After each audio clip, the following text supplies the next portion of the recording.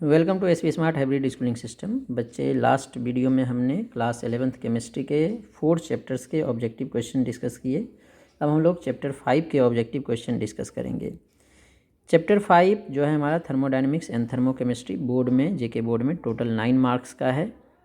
9 marks का मतलब इसे long, short, very short objective सारे आ सकते हैं, लेकिन प्रीवियस ईयर की क्वेश्चन देखोगे तो इसे शॉर्ट, वेरी शॉर्ट और ऑब्जेक्टिव क्वेश्चन ही आए हैं, लॉन्ग अभी तक नहीं आए हैं। इसका एक रीज़न ये भी है क्योंकि सिलेबस चेंज होने से पहले ये 4 मार्क्स का ही चैप्टर था, तो 4 मार्क्स का था तो लॉन्ग बनता ही नहीं था। अभी लास्ट 2 ईयर से 5 मार्क्स का भी क्वेश्चन इससे नहीं आया है, तो मैक्सिमम प्रोबेबिलिटी इस चैप्टर से 3 और 2 मार्क्स और ऑब्जेक्टिव आने की है, लेकिन 5 आ सकता है। तो 5 में क्या आ सकता है, या तो कोई डेरिवेशन आ जाएगा जैसे फर्स्ट लॉ वाला, या एक थ्योरी, एक न्यूमेरिकल आ जाएगा, या 3 मार्क्स या 3 और 2 मार्क्स वाले क्वेश्चन ऐड करके आ जाएंगे, या डेफिनेशन आएंगे तो 5 टर्म्स के आ जाएंगे। इस तरह से क्वेश्चन आ सकता है, लेकिन जो मटेरियल रहेगा, जो हमने अभी तक पढ़ा है वही रहेगा। ठीक है, तो हमारा फर्स्ट क्वेश्चन है, what is the value of delta S for an adiabatic process. तो डेल्टा एस का मतलब है चेंज इन एंट्रोपी हमें निकालना है, और प्रोसेस है हमारा एडियाबेटिक। तो एडियाबेटिक प्रोसेस के लिए हीट एक्सचेंज 0 होता है, हीट एक्सचेंज नहीं होता है। तो हीट एक्सचेंज 0 है, तो डेल्टा एस की वैल्यू क्या हो जाएगी हमारे पास, हीट के टर्म में होता है heat exchange upon temperature. Heat exchange 0 है, 0 को किसी भी टेम्परेचर से डिवाइड करेंगे तो 0 आएगा। सेकेंड क्वेश्चन है, what is an open system. Open system क्या होता है। An open system can exchange both energy and matter. Matter मतलब अमाउंट ऑफ सब्सटेंस जो है, मास जो है, तो मैटर और एनर्जी दोनों का एक्सचेंज अगर सिस्टम और सराउंडिंग के बीच होगा तो उसे बोलेंगे ओपन सिस्टम। इसका एग्जांपल दे सकते हो, अगर हम लोग किसी वाटर को हीट करें ओपन कंटेनर में, heating of water in open container, in open container. अगर ओपन कंटेनर में वाटर को हीट करें तो ये हमारा हो जाएगा ओपन सिस्टम। ठीक है, मतलब खुला हुआ है, अगर ओपन कंटेनर में हीट करेंगे तो जो वाटर है वो वेपर बन के बाहर जाएगा सराउंडिंग में, और जो अगर वाटर हॉट हो जाएगा तो हीट का एक्सचेंज हाई टेम्परेचर से लो टेम्परेचर की तरफ होता है, तो हीट भी सराउंडिंग में जाएगा। तो ये हमारा ओपन सिस्टम हो गया। दूसरा है, define the term close system. Close system वो सिस्टम होता है जिसमें एनर्जी तो एक्सचेंज हो सकता है लेकिन मास एक्सचेंज नहीं होगा, मैटर एक्सचेंज नहीं होगा। Close system is that in which only the exchange of energy is allowed but the exchange of matter is not allowed with its surrounding. Energy का एक्सचेंज तो होगा लेकिन मैटर का एक्सचेंज नहीं होगा। एग्जाम्पल के लिए, अगर हम लोग गर्म पानी को किसी स्टील या एल्युमिनियम के क्लोज्ड कंटेनर में रखें तो धीरे धीरे ठंडा हो जाता है। क्यों ठंडा होता है, क्योंकि जो एनर्जी है उसका एक्सचेंज कंटेनर के थ्रू बाहर हो रहा है, क्योंकि हमने स्टील या एल्युमिनियम का कंटेनर लेंगे तो वो डायथर्मिक बाउंड्री होता है। तो डायथर्मिक बाउंड्री क्या करेगा, अंदर गर्म है तो अंदर का टेम्परेचर ज़्यादा है और बाहर का कम है, तो हाई टेम्परेचर से लो टेम्परेचर की तरफ हीट का एक्सचेंज होगा, इसलिए ठंडा हो जाता है। तो इसका एग्जांपल लिख लोगे, hot water in a closed container of steel ले सकते हैं या एल्युमिनियम ले सकते हैं। ठीक है, फोर्थ क्वेश्चन है, define the term isolated system. Isolated system वो सिस्टम होता है जो ना तो हमारा एनर्जी एक्सचेंज करेगा और ना ही मैटर एक्सचेंज करेगा। A isolated system, an isolated system. An isolated system is that in which neither exchange of energy nor matter is allowed with its surrounding. ना तो एनर्जी का एक्सचेंज होगा और ना ही मैटर का एक्सचेंज होगा। एग्जाम्पल के लिए, अगर हम लोग थर्मस अगर इंसुलेटेड है तो वो पानी देखो गर्म ही रहता है। ठीक है, तो गर्म रहता है, क्यों रहता है, ना तो एनर्जी ट्रांसफ़र होता है और ना ही मैटर ट्रांसफ़र होता है। तो हॉट वाटर या कोल्ड वाटर भी ले सकते हैं, same process, hot water in thermos. ठीक है, नेक्स्ट है question number 5, what is N adiabatic process. Adiabatic process first question में भी था, हीट एक्सचेंज 0 होगा।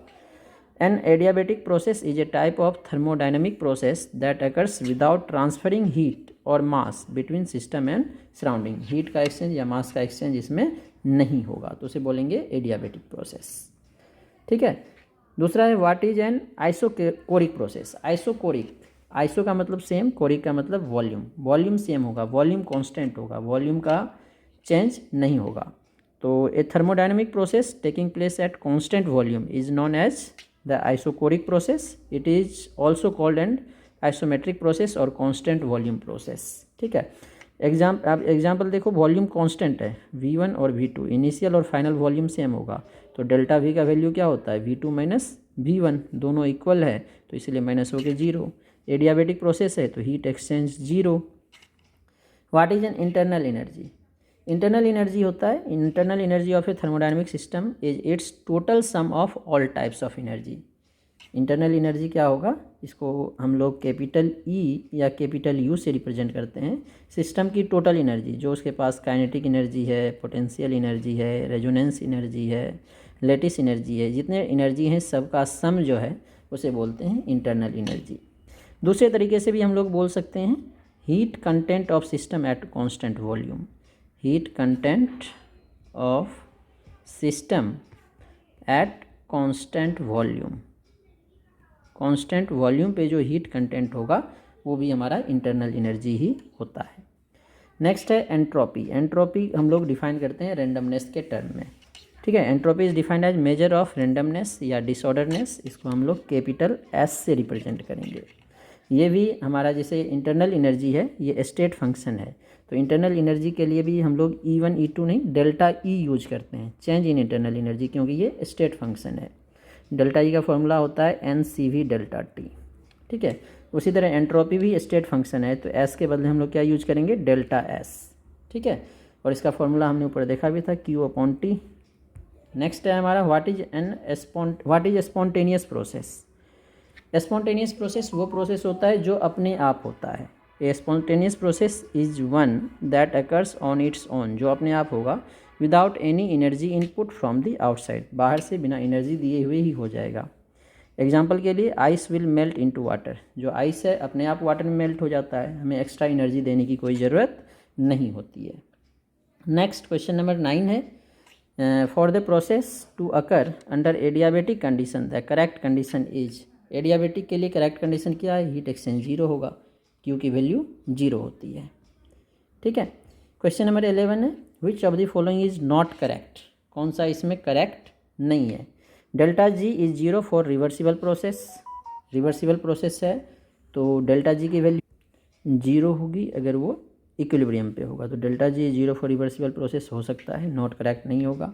ठीक है, दूसरा है delta G is negative for spontaneous process, spontaneous के लिए डेल्टा G नेगेटिव होता है, डेल्टा G पॉजिटिव होता है नॉन स्पॉन्टेनियस के लिए, ये भी सही है। स्पॉन्टेनियस के लिए डेल्टा G पॉजिटिव नहीं नेगेटिव होगा, तो इसका डी पार्ट करेक्ट होगा। क्वेश्चन नंबर 12 है, a thermodynamic state function is a quantity. Thermodynamic state function कौन सा क्वांटिटी होता है, use to determine heat change whose value is independent of path. State function वो होता है जो पाथ पे डिपेंड नहीं करता है, जो ओनली इनिशियल और फाइनल स्टेट पे डिपेंड करता है, बी पार्ट करेक्ट होगा। Whose value depends on temperature नहीं, डिटरमाइन प्रेशर वॉल्यूम वर्क नहीं, जो ओनली इनिशियल और फाइनल स्टेट पे डिपेंड करता है उसे हम लोग बोलते हैं स्टेट फंक्शन। ठीक है, इस क्वेश्चन में है डेल्टा U की वैल्यू 0 है, आइसोलेटेड सिस्टम है तो डेल्टा S क्या होगा। अगर ये सिस्टम स्पॉन्टेनियस हो रहा है तो डेल्टा G की वैल्यू लेस देन 0 होना चाहिए। अब डेल्टा G का फॉर्मूला क्या होता है, delta H minus T delta S। ठीक है, तो डेल्टा H अब हमारा डेल्टा U के टर्म में देखना है, इसे कैलकुलेट करने के लिए हम लोग फर्स्ट लॉ ऑफ थर्मोडायनेमिक्स का यूज करेंगे। फर्स्ट लॉ ऑफ थर्मोडायनेमिक्स क्या होता है, delta U equals to Q plus W, या डेल्टा E लिख सकते हैं। तो डेल्टा U 0 है तो Q किसके इक्वल होगा, माइनस W के। ठीक है, अब ये माइनस और प्लस का मतलब है work done by the system negative on the system positive. ठीक है, तो Q के जगह पे क्या आ जाएगा हमारा W, और इसका मतलब क्या है, जितना हीट हम लोग दे रहे हैं वो सारा का सारा हीट वर्क में कन्वर्ट हो रहा है। ठीक है ना, तो Q किस में कन्वर्ट हो रहा है, वर्क डन में, और कांस्टेंट वॉल्यूम पे जो हीट होता है वही होता है डेल्टा H, मतलब डेल्टा H किसके इक्वल होगा, वर्क डन के इक्वल होगा। अब इसे नेगेटिव करने के लिए जो T डेल्टा S है इसे हमें क्या रखना पड़ेगा, नेगेटिव। अगर ये पॉजिटिव हो जाएगा तो माइनस प्लस, अगर ये वैल्यू ज़्यादा हो जाए तो पॉजिटिव हो जाएगा, greater than 0 non spontaneous process हो जाएगा, मतलब इसे भी हमें नेगेटिव रखना है। माइनस T डेल्टा S की वैल्यू टोटल जो है minus T delta S negative होना चाहिए। तो ये टोटल नेगेटिव कब होगा, जब डेल्टा S पॉजिटिव होगा, प्लस माइनस माइनस, मतलब डेल्टा S की वैल्यू ग्रेटर देन 0 होगी। ठीक है, नेक्स्ट क्वेश्चन है अब हमारे पास, what is relation between delta U and delta H for the reaction A2 + B2 2AB। तो ये निकालने के लिए हमारे पास फॉर्मूला होता है delta H equals to delta U plus delta NgRT। ठीक है, अब देखो डेल्टा NG क्या होगा, डेल्टा NG होता है sum of stoichiometric coefficient of gaseous product जो कि 2 है, minus sum of stoichiometric coefficient of gaseous reactant 1 और 1 2, तो 2 - 2 0 हो गया। डेल्टा NG 0 है तो ये पूरा का पूरा टर्म 0, मतलब देयरफॉर डेल्टा यू और डेल्टा एच इक्वल होगा। तो पहले डेल्टा एच है तो डेल्टा एच ही लिख लो, delta H equals to delta U. Next question number 15 है हमारे पास, which has greater entropy at 400 kelvin, N2 और अमोनिया, किसकी एंट्रोपी ज़्यादा होगी। एंट्रोपी का मतलब रेंडमनेस। तो देखो बच्चे, जो अमोनिया है ये पोलर इन नेचर होता है और जो N2 है ये नॉन पोलर होता है। तो नॉन पोलर में डिस्पर्जन फोर्स होता है और इसमें डाइपोल डाइपोल अट्रैक्शन होता है। तो इसमें फोर्स ऑफ अट्रैक्शन ज़्यादा है तो रेंडमनेस कम हो जाएगा, इसमें फोर्स ऑफ अट्रैक्शन कम है तो रेंडमनेस इसमें रेंडमनेस इसमें घट जाएगा, क्योंकि अट्रैक्शन ज़्यादा है तो मूव करने की टेंडेंसी कम हो जाएगी। इसमें फोर्स ऑफ अट्रैक्शन कम है तो रेंडमनेस ज़्यादा होगा, तो इसका आंसर नाइट्रोजन। क्वेश्चन नंबर 16 है हमारे पास, at what temperature the entropy of a perfectly crystalline is 0। किस टेम्परेचर पे परफेक्ट क्रिस्टलाइन सॉलिड का 0 हो जाए, एंट्रोपी मतलब डेल्टा एस की वैल्यू 0 हो जाए। तो वो एक ही टेम्परेचर होता है एब्सोल्यूट 0। एब्सोल्यूट 0 किसको बोलते हैं हम लोग, 0 केल्विन टेम्परेचर को। 0 केल्विन टेम्परेचर पे एंट्रोपी 0 हो जाता है। नेक्स्ट क्वेश्चन नंबर 17 है, इसमें हमें डिफाइन करना है, हमें define entropy and free energy, how are they related to each other. तो एंट्रोपी देखा था हमने रेंडमनेस के टर्म में डिफाइन करते हैं एंट्रोपी को, it is defined as degree of randomness, और entropy is defined as thermal energy in a system per unit temperature. ठीक है ना। तो डेल्टा एस अगर हम लोग फॉर्मूला से देखें तो Q/T लिखेंगे, या entropy is defined as degree of disorderness या रेंडमनेस। दूसरा है Gibbs free energy, also known as Gibbs energy या free energy, is a quantity used to quantify the overall amount of work performed in a system when temperature and pressure constant. जब temperature और pressure constant हो तो जो overall work होगा वही क्या हो जाएगा हमारा, गिब्स फ्री एनर्जी। और रिलेशन होता है ये जो है तीनों, गिब्स फ्री एनर्जी, एंट्रोपी और इंथैल्पी स्टेट फंक्शन है, तो हम लोग इस फॉर्म में भी लिख सकते हैं, चेंज के फॉर्म में, delta G equals to delta H minus T delta S। और अगर एब्सोल्यूट डाटा लें तो G equals to H minus TS, और स्टेट फंक्शन है तो delta G equals to delta H minus T delta S हम लोग लिखेंगे। नेक्स्ट है SI unit of entropy. Entropy का अभी हमने देखा था क्या होता है, Q/T। हीट का यूनिट होता है जूल पर मोल, और अपॉन टेम्परेचर है तो पर केल्विन। तो यूनिट हो गया इसका जूल पर मोल पर केल्विन, जो कि आपका बी पार्ट में है, जूल पर मोल पर केल्विन। ठीक है। और अगर ये ऑप्शन हमारे पास नहीं होता, जूल पर केल्विन पर मोल, अगर जूल पर केल्विन होता तो भी हम लोग इसे करेक्ट कर लेते, क्योंकि डेल्टा एस अभी हमने बताया Q/T। केमिस्ट्री में हम लोग एनर्जी को जूल पर मोल के टर्म में लिखते हैं, लेकिन बहुत जगह पे देखोगे अगर क्वांटिटी नहीं दिया है कितने मोल हैं तो कुछ लोग इसे जूल भी लिख देता है, जूल अपॉन केल्विन, मतलब जूल पर केल्विन भी चल जाता, लेकिन ये केमिस्ट्री के लिए एग्जैक्ट आंसर है। ठीक है। क्वेश्चन नंबर 19 है, at equilibrium gives free energy 0 होगा। इक्विलिब्रियम पे इसकी वैल्यू 0 सी पार्ट में है, क्योंकि जब इक्विलिब्रियम होता है तो डेल्टा G की वैल्यू 0, स्पॉन्टेनियस के लिए लेस देन 0 और नॉन स्पॉन्टेनियस के लिए ग्रेटर देन 0। ठीक है। नेक्स्ट है हमारे पास, which of the following is intensive property. Intensive property पहचानने का तरीका है जिसे हम लोग ऐड नहीं कर सकते हैं, नॉन एडिटिव, मतलब जो इंटरनल क्वांटिटी पे डिपेंड नहीं करेगा। टेम्परेचर जो है इंटेंसिव प्रॉपर्टी होगा, क्योंकि फॉर एग्जांपल इस रूम का टेम्परेचर 25 है, बगल वाले का टेम्परेचर 25 है, अगर बीच से दीवार हटाओगे तो 25 रहेगा, 50 नहीं रहेगा। मोलरिटी भी ऐड नहीं होता है, ये भी इंटेंसिव है। डेंसिटी भी इंटेंसिव है, मतलब इसका आंसर ऑल ऑफ दीज हो गया, तीनों जो है इंटेंसिव प्रॉपर्टी है। सिंपल एक्सटेंसिव का जो रेशियो होता है that is also intensive. Next 21 number question है, entropy in the universe. Universe की एंट्रोपी हमेशा इंक्रीज होती है ग्रेटर देन 0, ठीक है, डेल्टा एस की वैल्यू। नेक्स्ट 22 क्वेश्चन है, based on the first law of thermodynamics which one of the following is correct. First law of thermodynamics के according कौन सा करेक्ट होगा, ठीक है। For isochoric process, isochoric process में क्या होता है, डेल्टा वी 0, और तो डेल्टा वी 0 है तो work done 0, W equals to minus P delta V होता है, तो वर्क डन 0 होगा। तो डेल्टा यू क्या होगा, क्यू प्लस डब्ल्यू। तो इसमें अगर हमारा वर्क 0 है तो डेल्टा यू क्यू के इक्वल होगा, और एडियाबेटिक में क्यू 0 है तो डेल्टा यू डब्ल्यू के इक्वल होगा। आइसोथर्मल प्रोसेस, टेम्परेचर कांस्टेंट है, तो टेम्परेचर कांस्टेंट है तो डेल्टा यू की वैल्यू होती है n C V delta T. Temperature constant है तो डेल्टा टी 0 तो डेल्टा यू 0 होगा तो Q equals to minus W होगा, ये भी गलत है, तीनों इनकरेक्ट हो गया। साइक्लिक प्रोसेस में डेल्टा यू 0 होगा, डेल्टा यू 0 तो Q plus W 0, Q equals to minus W, D part correct होगा। नेक्स्ट क्वेश्चन नंबर 23 है, which of the following is an extensive property. इसमें से कौन सा एक्सटेंसिव प्रॉपर्टी है जिसे हम लोग ऐड सब्ट्रैक्ट कर सकते हैं, मतलब जो मैटर पे डिपेंड करेगा। टेम्परेचर इंटेंसिव है, प्रेशर भी इंटेंसिव है, इंथैल्पी डेल्टा एच हम लोग क्या निकालते हैं, H2 minus H1 final minus initial, इसे हम लोग ऐड और सब्ट्रैक्ट कर सकते हैं, तो इसका सी पार्ट करेक्ट होगा। नेक्स्ट है, which of the following is N intensive property. इसमें से इंटेंसिव प्रॉपर्टी क्या होगा, ठीक है, जिस इंटेंसिव मतलब जिसे हम लोग ऐड सब्ट्रैक्ट नहीं कर सकते हैं। एक्सटेंसिव जो है एडिटिव होता है, ये नॉन एडिटिव होता है। तो डेंसिटी, हीट कैपेसिटी को भी कर सकते हैं, मास, वॉल्यूम, ये जो है एक्सटेंसिव प्रॉपर्टी है। और हीट कैपेसिटी जो है अमाउंट ऑफ मैटर पे भी डिपेंड करता है, इसीलिए जो है हमारा एक्सटेंसिव प्रॉपर्टी होगा। इंटेंसिव इसमें डेंसिटी हो गया, मास अपॉन वॉल्यूम, मास भी एक्सटेंसिव, वॉल्यूम भी एक्सटेंसिव का रेशियो हमेशा इंटेंसिव होता है। नेक्स्ट चैप्टर 6 है इक्विलिब्रियम।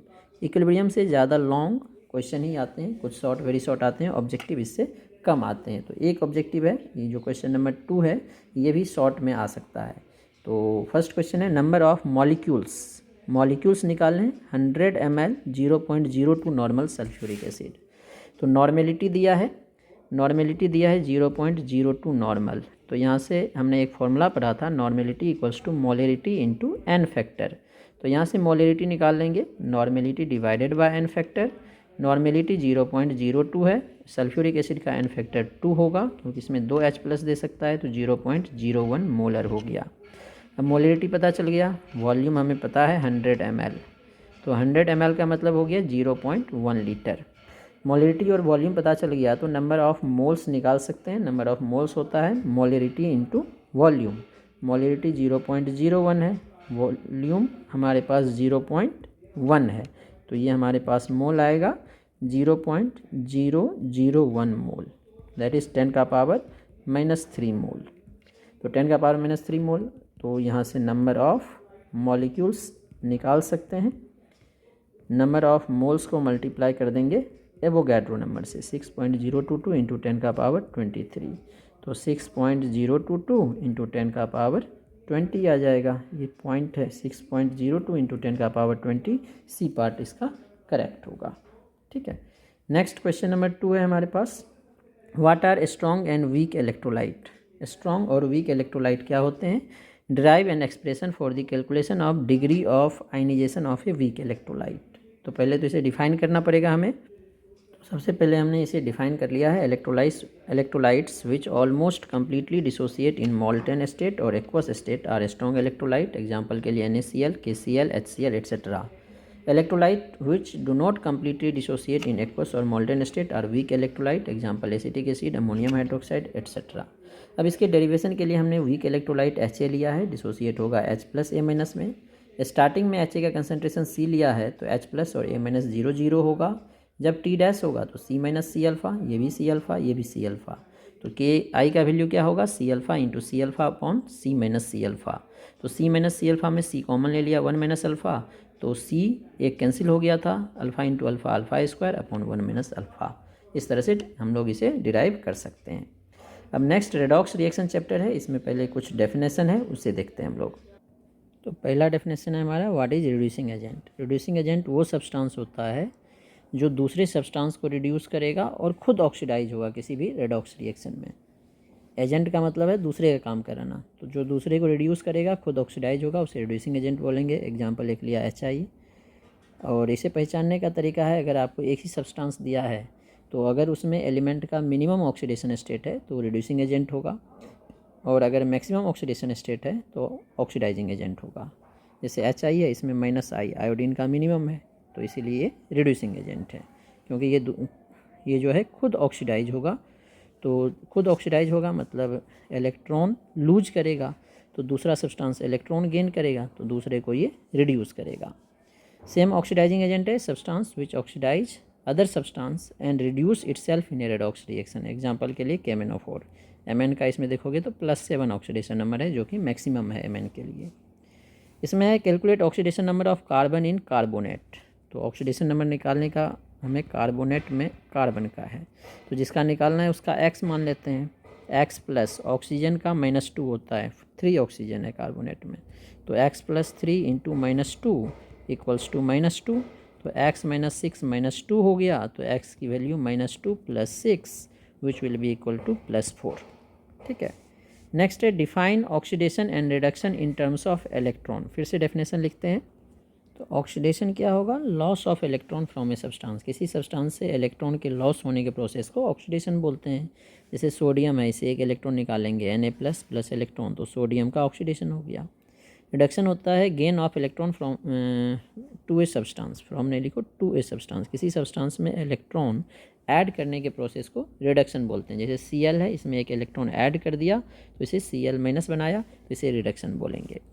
नेक्स्ट है ऑक्सीडेशन नंबर निकालना है Mn का K2MnO4 में। तो पोटासियम अल्कली मेटल है, इसका ऑक्सीडेशन नंबर +1 होता है। Mn का निकालना है, x मान लो, ऑक्सीजन का -2 होता है, = 0। तो +2 + x - 8 = 0। तो x - 6 0 हो गया, तो यहाँ से x की वैल्यू +6 हो जाएगा। K2MnO4 में x का ऑक्सीडेशन नंबर +6 आ जाएगा। नेक्स्ट है in the following reaction identify oxidising agent and reducing agent. Oxidising और रिड्यूसिंग एजेंट फाइंड आउट हमें करना है। NaClO3 + I2 NaIO3 + chlorine. तो यहाँ पे Cl का ऑक्सीडेशन नंबर निकालो। देखो सोडियम का +1 होता है, क्लोरीन का x, ऑक्सीजन का -2, 3 है तो -6 = 0। तो x - 5 0 हो गया, तो x की वैल्यू +5। क्लोरीन का ऑक्सीडेशन नंबर +5 है। आयोडीन सेम एटम के साथ है तो 0। यहाँ पे आयोडीन का देखो +1 + x - 6 = 0। तो x = +5। आयोडीन का +5 हो गया। क्लोरीन सेम एटम के साथ है तो 0। तो क्लोरीन का देखो 0 से कहाँ गया, +5 से 0 हो गया, तो क्लोरीन का हो गया रिडक्शन। और आयोडीन का देखो 0 से +5 ऑक्सीडेशन नंबर बढ़ गया, तो इसे बोलेंगे ऑक्सीडेशन। तो हमें ऑक्सीडाइजिंग एजेंट फाइंड आउट करना है और रिड्यूसिंग एजेंट फाइंड आउट करना है। तो ऑक्सीडाइजिंग एजेंट होता है जिसका रिडक्शन होता है, रिडक्शन हो रहा है NaClO3 में। और रिड्यूसिंग एजेंट होता है जिसका ऑक्सीडेशन हो रहा है जो कि आयोडीन है। ठीक है। नेक्स्ट है what is oxidation number of phosphorus. Phosphorus का ऑक्सीडेशन नंबर निकालना है H4P2O7 में। तो फॉस्फोरस एटम का ऑक्सीडेशन नंबर x मान लेते हैं। 4 हाइड्रोजन है, हाइड्रोजन का +1, तो 4 का हो गया +4। 2 फॉस्फोरस है, एक का x माने है तो 2 का 2x हो जाएगा। ऑक्सीजन का -2 होता है, 7 है तो -14 = 0। तो 2x - 10 हो गया, +4 - 14 - 10 = 0। तो 2x = +10 हो गया। तो यहाँ से x की वैल्यू +10/2 दैट इज +5। तो यहाँ से ऑक्सीडेशन नंबर फॉस्फोरस का आ गया +5।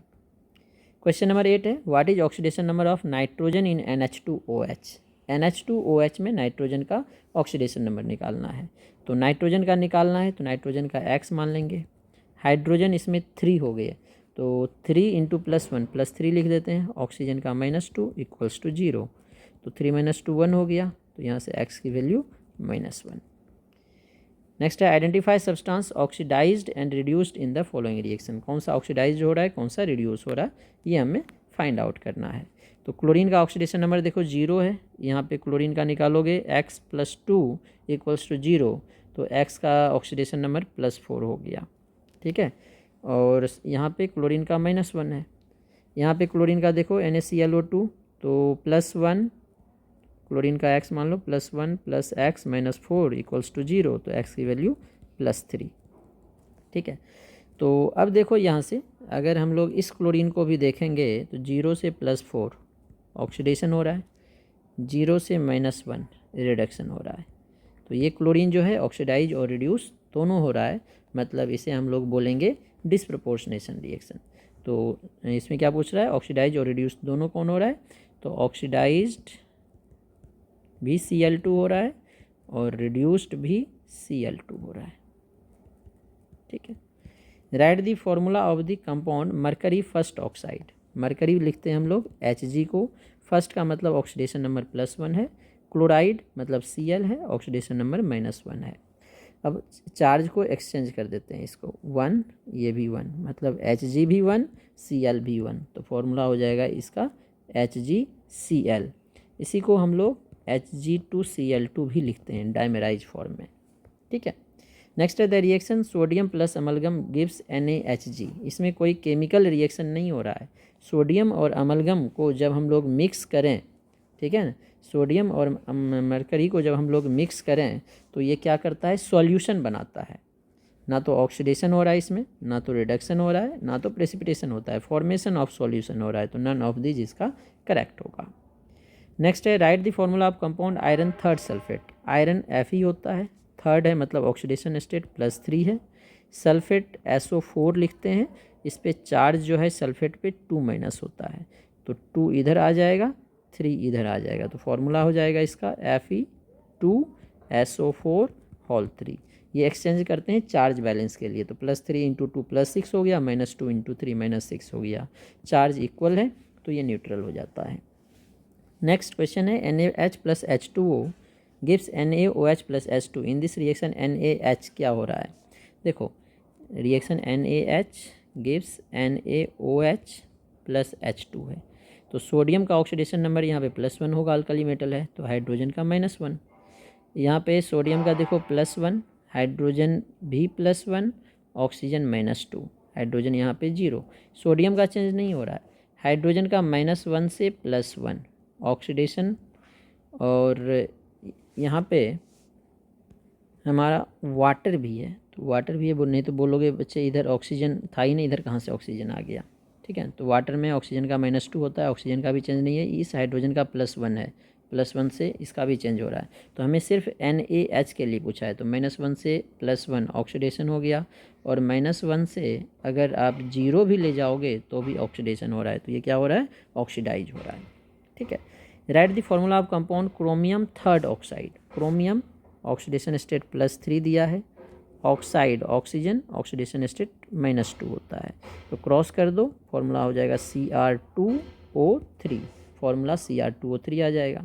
नेक्स्ट क्वेश्चन नंबर 15 है हमारे पास, which of the following is not oxidized by ozone. Ozone से कौन ऑक्सीडाइज नहीं हो सकता है, ये पोटासियम आयोडाइड है, किसका ऑक्सीडेशन पॉसिबल नहीं, देख लो Ki में आयोडीन का ऑक्सीडेशन नंबर -1 होता है, और आयोडीन का मैक्सिमम ऑक्सीडेशन नंबर +7 है, क्योंकि वैलेंस इलेक्ट्रॉन इसका 7 है।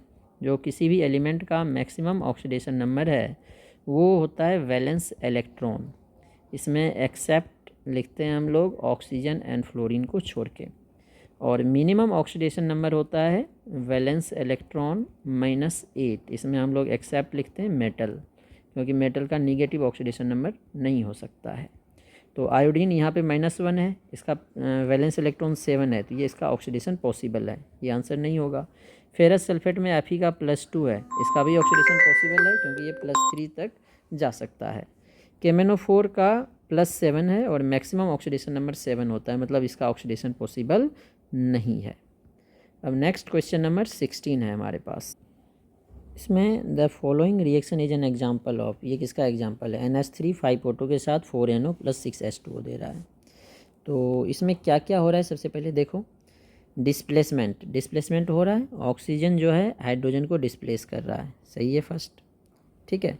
सेकेंड है कॉम्बिनेशन, नहीं हो रहा है, क्योंकि 2 मिलके 2 प्रोडक्ट बना रहा है, कंबाइन तो हो नहीं रहा है, ये भी नहीं है, क्योंकि हाइड्रोजन का डिस्प्लेसमेंट हो रहा है, तो कॉम्बिनेशन नहीं होगा। रेडॉक्स रिएक्शन हो रहा है, देखो ऑक्सीजन का ऑक्सीडेशन नंबर इसमें 0 है, यहाँ पे -2 आ जाएगा, यहाँ पे भी -2 है।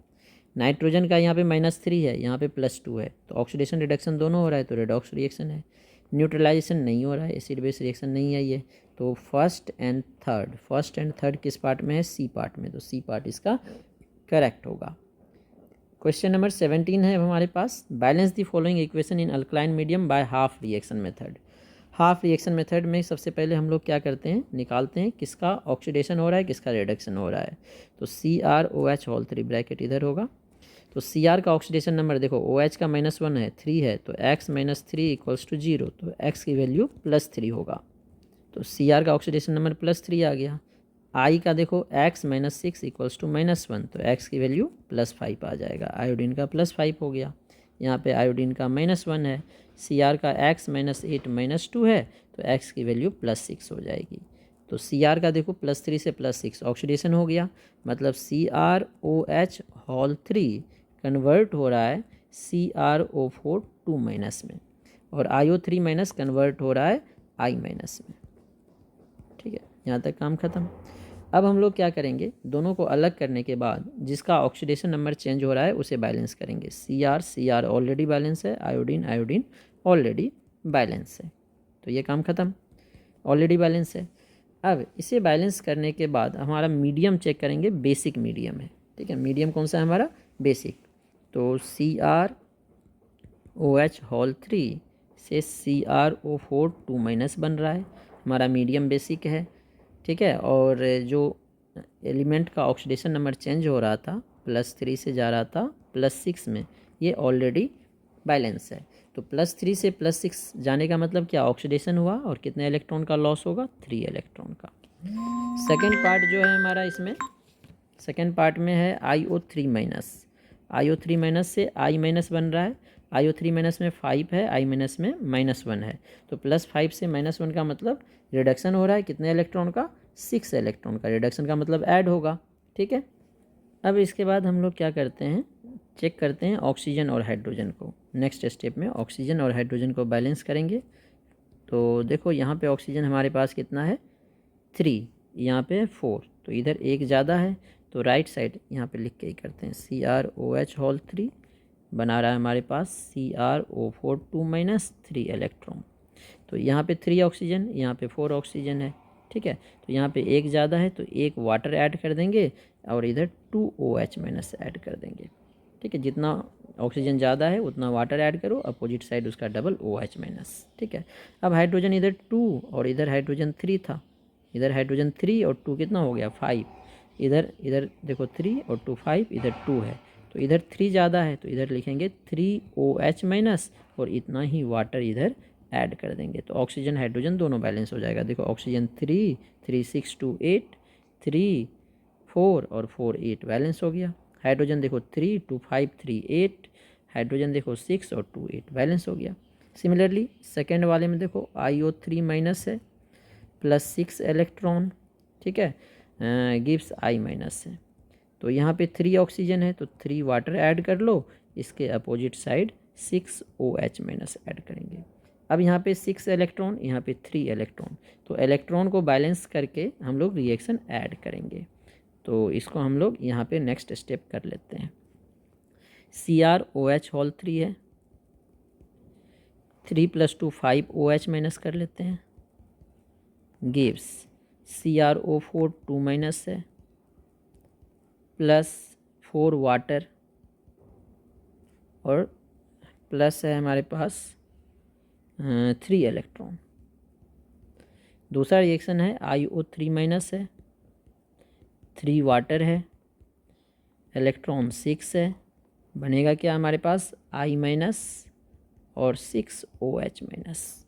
ठीक है, अब क्या करेंगे हम लोग, रिएक्शन को बैलेंस करने के लिए ऊपर में 3 इलेक्ट्रॉन है, नीचे में 2 है, तो इसको 2 से मल्टीप्लाई करेंगे और ऐड कर देंगे, तो यहाँ 6 इलेक्ट्रॉन, इधर भी 6 इलेक्ट्रॉन कैंसिल हो जाएगा।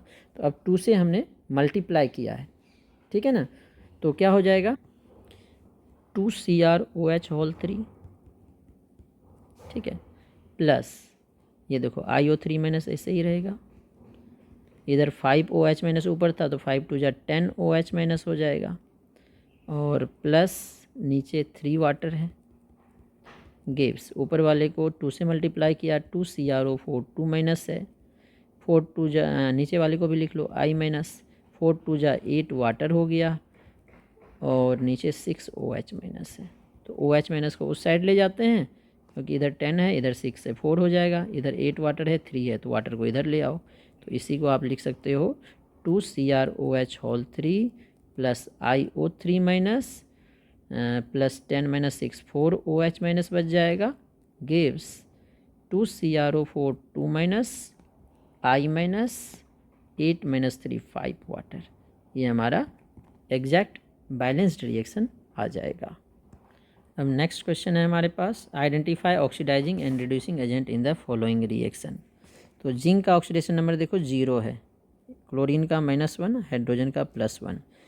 क्लोरीन का -1 है तो जिंक का +2 आ जाएगा, हाइड्रोजन का 0। तो जिंक का 0 से +2 क्या हो गया ऑक्सीडेशन, और क्लोरीन का -1 से -1 नो चेंज, हाइड्रोजन का +1 से 0 रिडक्शन। तो identify oxidising and reducing agent, oxidising agent कौन होता है जिसका रिडक्शन होता है, that is HCl। Reducing agent कौन होता है जिसका ऑक्सीडेशन होता है, दैट इज जिंक। नेक्स्ट है superoxide is form by, superoxide sodium नहीं बनाता है, पोटासियम बनाता है, KO2 superoxide. Oxidation number of 2 chlorine atoms in bleaching powder CaOCl2, दोनों क्लोरीन एटम का ऑक्सीडेशन नंबर बताना है ब्लीचिंग पाउडर में। तो ब्लीचिंग पाउडर क्या होता है, Ca पे 2+ चार्ज होता है, OCl माइनस और Cl माइनस। तो OCl माइनस में ऑक्सीजन का देखो -2 है, क्लोरीन का X मान लो इक्वल्स टू -1, तो X की value -1 + 2 that is equal to +1। इस क्लोरीन का +1 हो गया, दूसरे Cl माइनस है तो X इक्वल्स टू -1, तो एक का +1 दूसरे का -1, बी पार्ट करेक्ट होगा। Oxidation state of hydrogen in hydrogen पर ऑक्साइड है तो ऑक्सीजन का इसमें -1 होगा, ऑक्सीजन का ऑक्सीडेशन स्टेट हाइड्रोजन पर ऑक्साइड में -1 होता है। रेडॉक्स रिएक्शन हो गया। अब इसके बाद हमारे पास ऑर्गेनिक के क्वेश्चंस हैं। तो इसका हमें ऑर्गेनिक का फर्स्ट क्वेश्चन है, the method use to separate volatile solid and non volatile solid is called sublimation. इसका आंसर हमारा सब्लिमेशन होगा, क्योंकि सब्लिमेशन प्रोसेस में जो वोलाटाइल लिक्विड होता है, वोलाटाइल सॉलिड है, जो वोलाटाइल सॉलिड होता है उसका बॉइलिंग पॉइंट कम होता है, तो हीट करेंगे तो वो गैस बन के बाहर निकल जाएगा, और जो नॉन वोलाटाइल है वो नीचे बच जाएगा, इजीली सेपरेट हो जाएगा। नेक्स्ट क्वेश्चन नंबर 2 है, a mixture of camphor and benzoic acid, camphor can be separated by, camphor देखो वोलाटाइल है, बेंजोइक एसिड नॉन वोलाटाइल है, तो इसके लिए भी हम लोग सब्लिमेशन का यूज कर सकते हैं। इसका भी आंसर हो जाएगा हमारा sublimation. The charge on carbonium ion, carbonium ion है। अब देखो कार्बोनियम आयन का मतलब है जिसमें IUM लग गया, उसका मतलब है पॉजिटिवली चार्ज, तो चार्ज ऑन कार्बोनियम आयन क्या होगा, पॉजिटिव। नेक्स्ट है right IUPAC name of compound, इसका IUPAC नेम लिखना है। तो हम लोग लॉन्गेस्ट चेन बनाएंगे इंक्लूडिंग मल्टीपल बॉन्ड, क्योंकि इसमें फंक्शनल ग्रुप नहीं है, मल्टीपल बॉन्ड है, तो मल्टीपल बॉन्ड को इंक्लूड करना है। तो 3 का चेन बनेगा, 1 2 3 ये ले लो या 1 2 3 ये ले लो, एक ही आंसर आएगा 1 2 3। अब देखो यहाँ पे 2 पे CH3 बच गया, अगर ऊपर वाला भी चेन लेते तो 2 पे ये वाला CH3 बच जाता, नेम सेम आता। तो 2 पे CH3 बच गया, तो इसे क्या लिखेंगे, मिथाइल 4 नहीं 3 का चेन है, तो 3 के लिए बोलते हैं प्रॉप, फर्स्ट कार्बन पे डबल बॉन्ड है तो 1 इन, 2 मिथाइल प्रॉप 1 इन, ठीक है। नेक्स्ट है the IUPAC name of compound, इसका भी हमें IUPAC नेम लिखना है। तो यहाँ से देखो राइट से करें नंबरिंग तो 1 2 3 पे डबल बॉन्ड आता, लेफ्ट से 2 पे आ रहा है, तो 1 2 3 4 5, तो 5 का चेन है, तो पेंट सेकेंड पे डबल बॉन्ड है 2 इन, पेंट 2 इन आ जाएगा। ये भी हमारा IUPAC नेम है, right IUPAC name of compound, दोनों साइड डबल बॉन्ड है, यहाँ से भी 1 3 पोजीशन आ रहा है, लेफ्ट से भी 1 और 3 आ रहा है, तो दोनों साइड में किसी से भी नंबरिंग करें सेम पोजीशन आ रहा था। तो 4 कार्बन है, तो 4 के लिए ब्यूट लिखते हैं, लेकिन एक से ज़्यादा डबल बॉन्ड है तो इसीलिए A लगाएंगे, ब्यूटा फर्स्ट 1 पे, सेकेंड 3rd पे डबल बॉन्ड है, 2 है तो diene, buta 1 3 diene. Next question है, which of the following carbocations is most stable, सबसे ज़्यादा स्टेबल कौन होगा। देखो यहाँ पे पॉजिटिव चार्ज होगा, कार्बोकेटायन है तो CH3+, ये टर्सरी है, इसमें कोई भी अल्काइल ग्रुप या इलेक्ट्रॉन रिलीजिंग ग्रुप नहीं है, इसमें देखो 3+ I ग्रुप लगा हुआ है, 3 अल्काइल ग्रुप लगा है। इसमें देखो 2 अल्काइल ग्रुप लगा है मिथाइल, 2 प्लस आई ग्रुप, इसमें 1 प्लस आई ग्रुप। तो जो इलेक्ट्रॉन रिलीजिंग ग्रुप है plus I and plus M वो कार्बोकेटाइन की स्टेबिलिटी बढ़ाता है। तो इसमें सबसे ज़्यादा प्लस आई ग्रुप है तो सबसे ज़्यादा स्टेबल बी पार्ट होगा। ठीक है, क्योंकि CH3 क्या है हमारे पास प्लस आई ग्रुप, ये इसमें 3 प्लस आई ग्रुप है 1 2 3, इसमें एक ही प्लस आई ग्रुप है। ठीक है, नेक्स्ट क्वेश्चन नंबर 8 है which of the carb anions is most stable. Carb anion, carbocation में हमने बोला इलेक्ट्रॉन रिलीजिंग प्लस आई और प्लस एम बढ़ाएगा, कार्ब एनायन में प्लस आई और प्लस एम ग्रुप इसकी स्टेबिलिटी घटाएगा, माइनस आई और माइनस एम बढ़ाएगा क्योंकि निगेटिव चार्ज है। इसमें कोई भी प्लस आई प्लस एम नहीं है, ना तो माइनस आई माइनस एम है। CH3 में प्लस आई ग्रुप आ गया तो इसकी स्टेबिलिटी घटा देगा, ए से कम स्टेबल। इसमें 3 प्लस आई ग्रुप आ गया, इसकी स्टेबिलिटी और कम हो जाएगी। इसमें 2 प्लस आई ग्रुप आ गया, इसकी भी स्टेबिलिटी कम हो जाएगी, सबसे ज़्यादा एक ही होगी क्योंकि इसमें कोई प्लस आई ग्रुप नहीं है। क्वेश्चन नंबर 9 है हमारे पास। क्वेश्चन नंबर 9 में बोला गया है which of the following free radical is most stable. सबसे ज़्यादा स्टेबल फ्री रेडिकल कौन सा होगा। तो फ्री रेडिकल भी इलेक्ट्रॉन डेफिशिएंट है तो इसकी स्टेबिलिटी प्लस आई और प्लस एम ग्रुप बढ़ाएगा। इसमें कोई नहीं है, इसमें 1 प्लस आई ग्रुप है, इसमें 1 2 3 आ गया, इसमें 2 आ गया तो इलेक्ट्रॉन डेफिशिएंट है, जैसे कार्बोकेटाइन है सिमिलर होगा इसका, प्लस आई और प्लस एम ग्रुप स्टेबिलिटी बढ़ाएगा। तो सबसे ज़्यादा डी पार्ट में है प्लस आई ग्रुप, इसीलिए सबसे ज़्यादा स्टेबिलिटी इसी की होगी। नेक्स्ट है IUPAC name of the compound given below. तो देखो राइट से भी नंबरिंग करेंगे तो डबल बॉन्ड का पोजीशन 1 3, लेफ्ट से भी डबल बॉन्ड का 1 3 आ रहा है। फिर हम लोग सब्सटीट्यूएंट देखते हैं तो लेफ्ट से करेंगे तो 2 पे आ रहा है, इसलिए नंबरिंग हम लोग 2 पे रखेंगे, सब्सटीट्यूएंट को लेफ्ट से करेंगे 3 4। तो 2 पे सब्सटीट्यूएंट आ गया हमारा क्लोरो, 2 क्लोरो, 4 कार्बन है तो ब्यूटा 1,3 डाइईन, ये इसका IUPAC नेम हो जाएगा। नेक्स्ट इसमें भी IUPAC नेम हमें लिखना है सबका। तो देखो डबल बॉन्ड को लिस्ट पोजीशन देना है, इसलिए राइट से नंबरिंग करेंगे 2 3 4। 3 पे क्या आ गया मिथाइल, तो 3 मिथाइल, 4 कार्बन का चेन है तो 4 को क्या बोलेंगे ब्यूट 1 इन। ठीक है, अब इसमें देखो जो हमारा OCH3 है मिथॉक्सी, ये ईथर है तो अल्कोक्सी अल्केन लिखते हैं तो इसका लॉन्गेस्ट चेन 3 का बनेगा, 2 पे आ जाएगा मिथॉक्सी, 2 मिथॉक्सी, 3 कार्बन का चेन है तो प्रोपेन। एक चीज़ और ध्यान रखना IUPAC नेम लिखने में नंबर और अल्फ़ाबेट के बीच में डैश लगाना ज़रूरी होता है, और अगर 2 नंबर आ जाए तो उसके बीच में कॉमा लगाते हैं हम लोग। नेक्स्ट है क्वेश्चन नंबर 13। क्वेश्चन नंबर 13 में बोला गया है what type of isomerism is exhibited by following pair of compound, ethanol and methoxymethane. Ethanol होता है CH3 CH2OH, this is alcohol. मिथॉक्सीमीथेन होता है CH3OCH3। मॉलिकुलर फार्मूला सेम है। फंक्शनल ग्रुप, ये अल्कोहल है ये ईथर है तो इसीलिए इसे हम लोग बोलेंगे फंक्शनल आइसोमेरिज्म। फंक्शनल आइसोमेर है, और कौन सा आइसोमेरिज्म हो रहा है फंक्शनल आइसोमेरिज्म।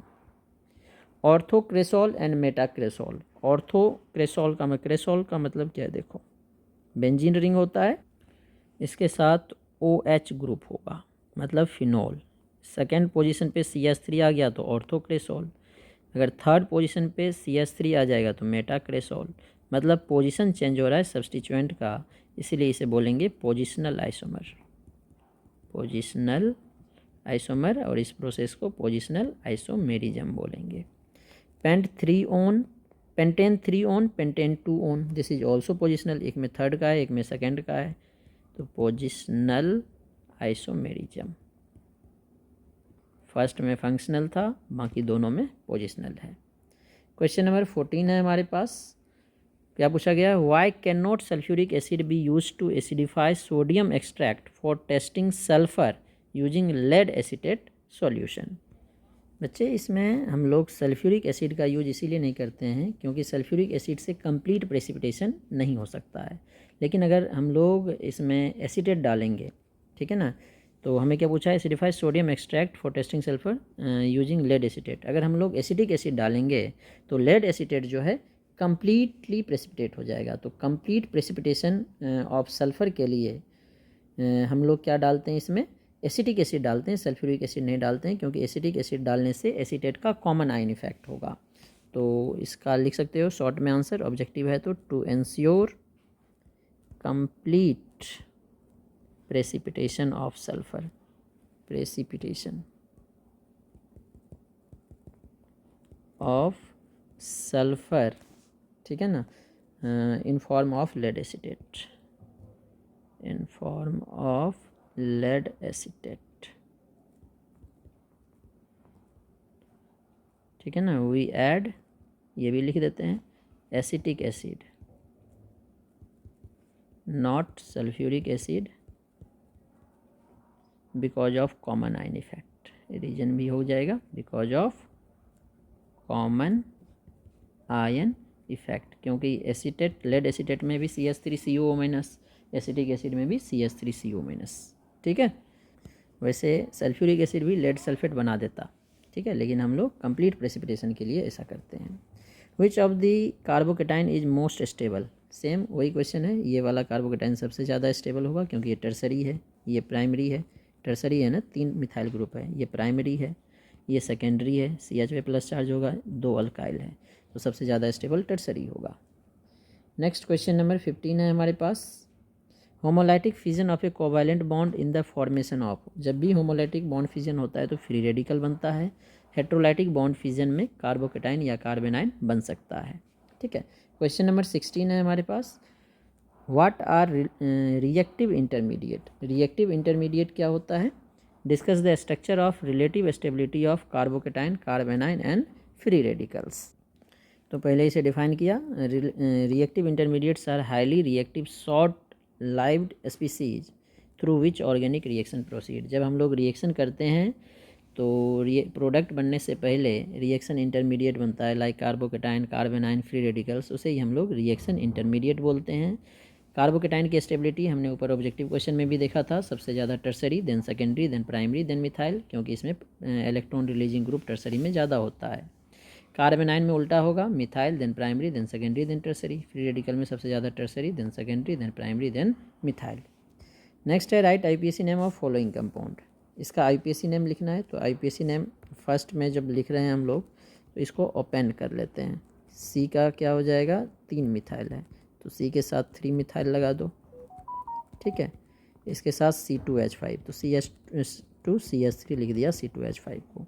तो लॉन्गेस्ट चेन 5 का होगा, नंबरिंग लेफ्ट से करेंगे क्योंकि 5 का चेन बन रहा है, 1 2 3 सॉरी 4 का चेन बन रहा है, और सेकंड पे 2 मिथाइल आ जाएगा। अगर राइट से करते तो थर्ड पे 2 मिथाइल आता, तो नंबरिंग लेफ्ट से करेंगे।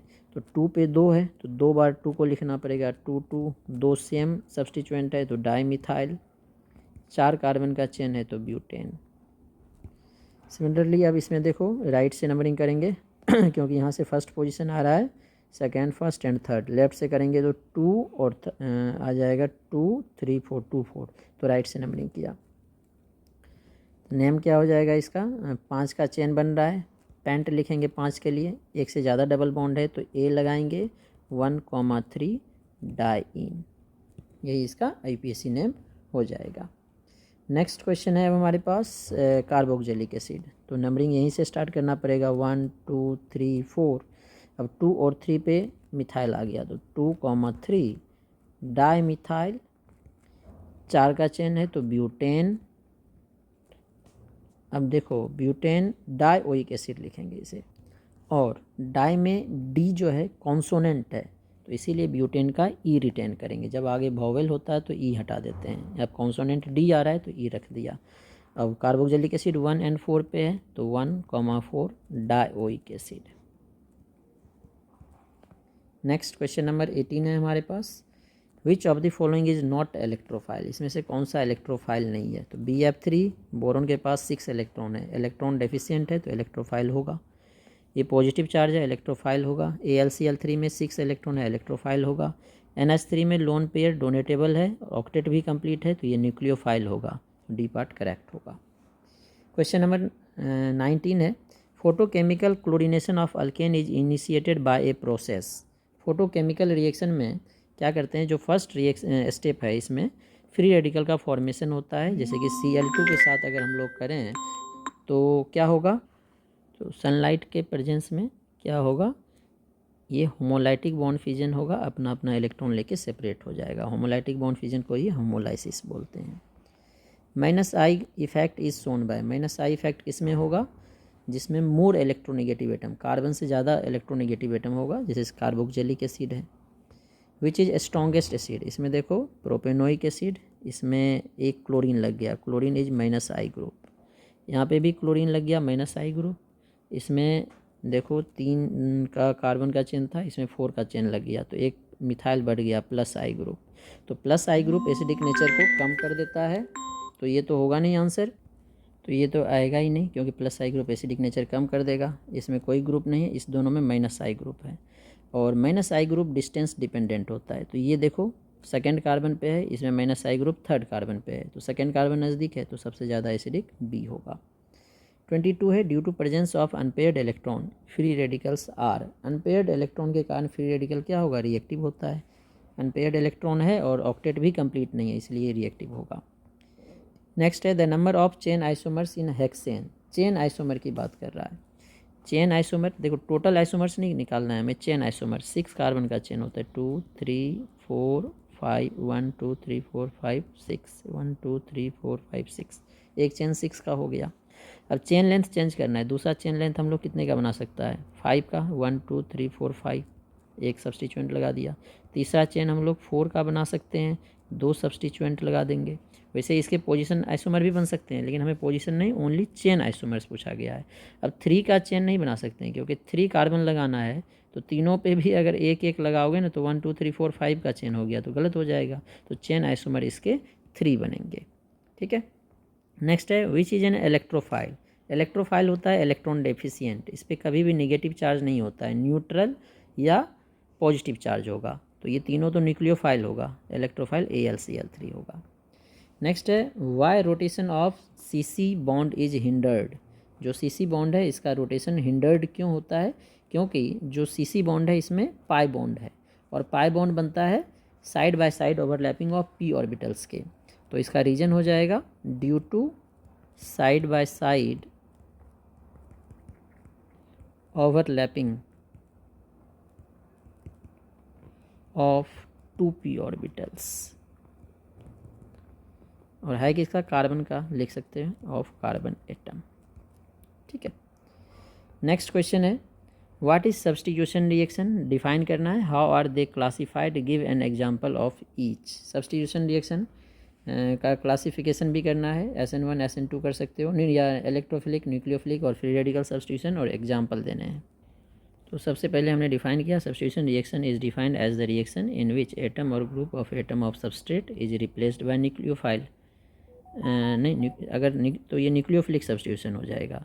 हमें करना है substitution is replaced by atom और group of atoms of attacking reagent, atoms और group of atoms of attacking reagent. अब अटैकिंग रिएजेंट के जगह पे अगर न्यूक्लियोफाइल लिखेंगे तो ये न्यूक्लियोफिलिक सब्स्टिट्यूशन, इलेक्ट्रोफाइल लिखेंगे तो इलेक्ट्रोफिलिक सब्स्टिट्यूशन, और फ्री रेडिकल लिखेंगे तो फ्री रेडिकल सब्स्टिट्यूशन। ठीक है बच्चे, अब इसकी क्लासिफिकेशन है, इसके 3 टाइप्स होते हैं, free radical substitution, nucleophilic substitution, electrophilic substitution. Free radical substitution का एग्जांपल है CH4 + Cl2 give CH3Cl + HCl। Nucleophilic substitution का एग्जांपल है CH3Cl + aqueous KOH CH3OH + KCl। इसमें OH माइनस न्यूक्लियोफाइल है जो Cl को रिप्लेस कर रहा है, यहाँ पे free radical Cl free radical बनेगा जो H को रिप्लेस करेगा, यह है इलेक्ट्रोफिलिक सब्स्टिट्यूशन। नेक्स्ट है विच one of the following is not a neutral nucleophile, कौन न्यूट्रल न्यूक्लियोफाइल नहीं होगा, NH2 माइनस, क्योंकि इस पे नेगेटिव चार्ज है, तो न्यूट्रल न्यूक्लियोफाइल कहाँ हो गया, ये सारे देखो न्यूक्लियोफाइल है और न्यूट्रल है, क्योंकि इस पर कोई चार्ज नहीं है। Which of the following is not a nucleophile, कौन न्यूक्लियोफाइल नहीं होगा, BF3, क्योंकि BF3 इलेक्ट्रोफाइल है, इसका ऑक्टेट कंप्लीट नहीं है, न्यूक्लियोफाइल में ऑक्टेट कंप्लीट होना चाहिए एटम का। Acidic hydrogen is present in ethyne, ethyne में एसिड सबसे ज़्यादा एसिडिक हाइड्रोजन होगा, क्योंकि इथाइन में C∧C होता है, तो इसके कारण इसकी हाइब्रिडाइजेशन sp होगी, तो परसेंटेज S कैरेक्टर जो है 50% हो जाएगा। 50% S कैरेक्टर का मतलब इलेक्ट्रोनिगेटिविटी बढ़ जाएगी, इलेक्ट्रोनिगेटिविटी बढ़ जाएगी, इसीलिए हाइड्रोजन एसिडिक होगा। नेक्स्ट है which of the following is an electrophile, electrophile कौन है, BCl3 क्योंकि इसका ऑक्टेट कंप्लीट बोरोन का नहीं है। अब इसके बाद हमारा है चैप्टर 9 हाइड्रोकार्बन। अब ये वीडियो लेंदी हो जाएगा, इसलिए हाइड्रोकार्बन का हम लोग नेक्स्ट वीडियो में डिस्कशन कर लेंगे ऑब्जेक्टिव क्वेश्चंस, और CBSE क्वेश्चंस उसी वीडियो में ऐड कर लेंगे। ठीक है।